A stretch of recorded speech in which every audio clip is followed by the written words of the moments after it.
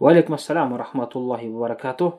Ушундай бизде жаман түшүнүк бар, жаман адат бар. Адамдар бири-биринен угуп эле, анан ушундай болот экен, дары болот экен деп эле колдоно беришет арам нерселер. Албетте жаш баланын сийдиги бул арам, нажас нерсе. Аны тиш чайкамак түгүл, адам баласынын башка бир денесине же кийимине тийип калса, ошондон адам жиркенет аны. Ошону жууп кетиргенге шашылат. Анан ооздоруна кантип салып атат. Аллах субхана таала хидаят берсин ошол адамдарга. Аны дарлык катары колдонгон болбойт. Денеге де сүрткөн болбойт. Бул деген заара, бул нажас нерсе.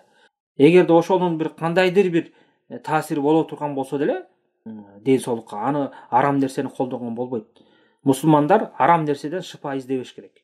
Алла Таала адал ар кандай дары дармектер жаратып берген. Адам баласы ошону издеп эле тапса, колдонсо болот. Анан ар кимден угуп эле кыла берген болбойт. Буга окшогон көп нерселер бар. Биз мына жаш кезибизде деле угуп келгенбиз. Тигини же сөл жыланды жесең болот деп айтышат. Анан карганды жесең, анан сагызганды жесең, анан тигини жесең, иттин күчүгүн жесең анан дары, анан бронхит болбойсуң деп ушинтип адамдарга туура эмес маалыматты тарата беришет. Ошонун аркасынан адамдар арам жешип, анан арам жол менен баягы дарыланганга байланып калышат. Бул өтө жаман нерсе.